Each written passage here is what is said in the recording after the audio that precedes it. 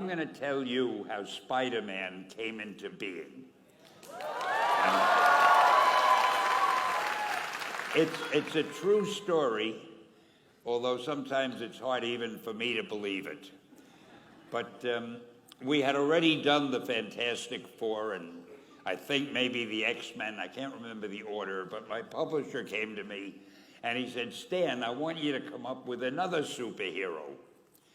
So I said, okay, and I went home, and when my publisher said do something, I'd better do it because I wanted to keep my job.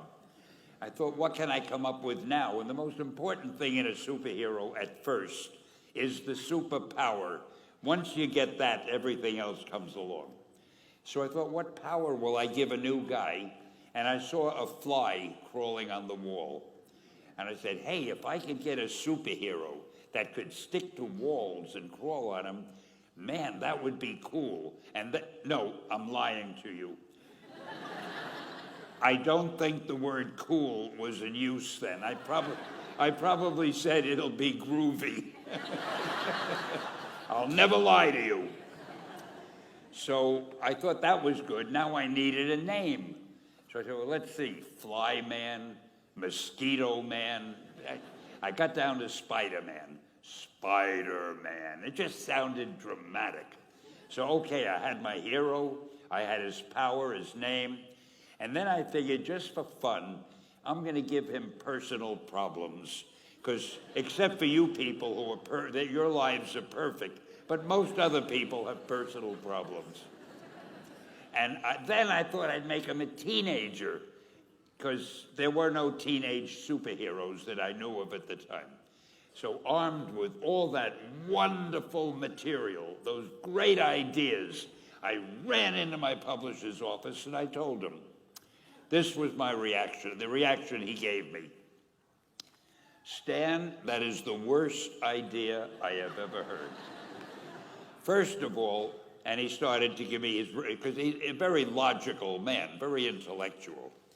First of all, people hate spiders, so you can't call a hero Spider-Man. You want him to be a teenager? Teenagers can only be sidekicks. And you want him to have personal problems? Stan, don't you know what a superhero is? They don't have personal problems. Well, I left the office disappointed, but obviously a much wiser man. And I couldn't get Spider-Man out of my system. So we were about to kill a magazine. I think it was called Amazing Fantasy. It wasn't selling well, and we were sending the last issue to press. When you do the last issue of a magazine, nobody cares what you put in it because the book is dying. Just to get it out of my system, I put Spider-Man in Amazing Fantasy, featured him on the cover, forgot about it. A month later, all the sales figures came in. My publisher came racing into my office. Stan, you remember that character we both loved so much, Spider-Man? He said, let's do him as a series. Now, why am I telling you this? Besides the fact that I have to kill a little time.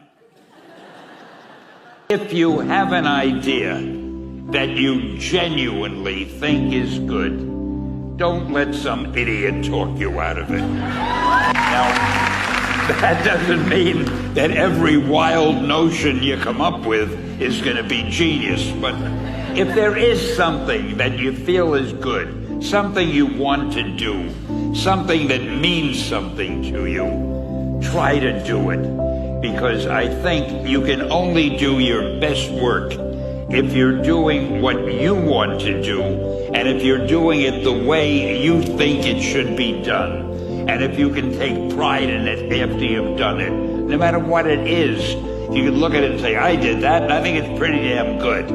That's a great feeling. So don't let idiots talk you out of something that you think is good.